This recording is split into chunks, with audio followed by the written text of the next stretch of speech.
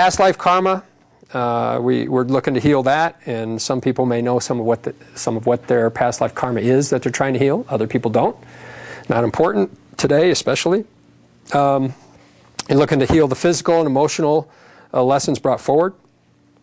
You got your physical, mental, spiritual, material balance. Again, the physical is a temple of the soul.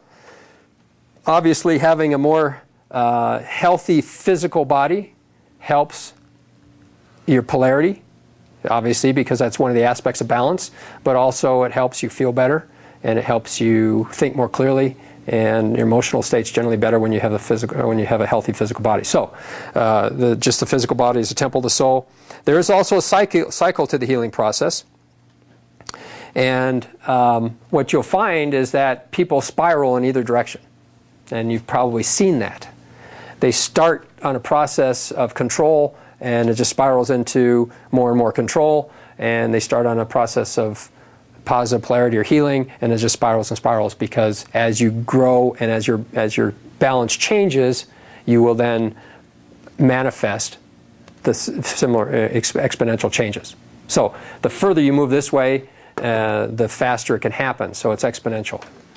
And once you get moving this direction, and you can release high enough, then it can very rapidly grow, is my point.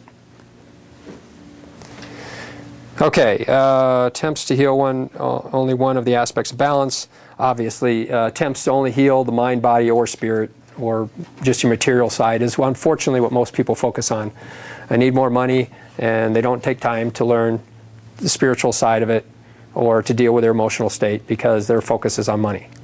And I pick that as because it's more common than most, it seems. Some people are focused on the healing manifestation, manifesting healing, and then all of a sudden they don't have the money to pay for it because they haven't learned how to manifest material wealth. So they suffer and stay suffering because they can't take the time or have the money to help their healing issues. Okay, so obviously you want to work on all aspects of balance simultaneously.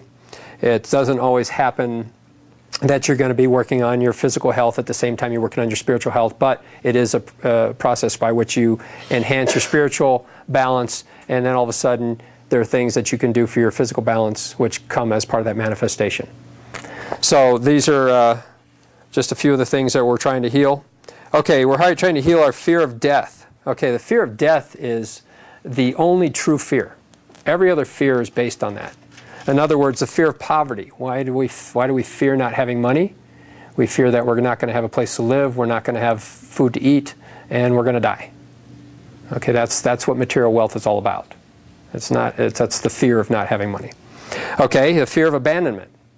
Again, the fear of abandonment, you don't have anybody around. Imagine if you're the only person on the planet. I mean, they made shows about this in the old days, black and whites. and they don't want to live because it feels so destitute. You can't talk to anybody. So if you're the only person, the feeling of isolation is often very close to the feeling for somebody to perceptualize the feeling of death. Okay? And again, loss of love, same thing. You're alone, you don't have that partner that made you feel whole, you feel depressed, and you don't want to live anymore. So those are very common issues that people have when they get close and when they get put into a severe state of fear. Okay, fear will slow or stop your growth and your ability to achieve fulfillment and your core freedom. Well, that's no doubt, because your fears are going to block you from releasing and letting go of the things that are making you fearful.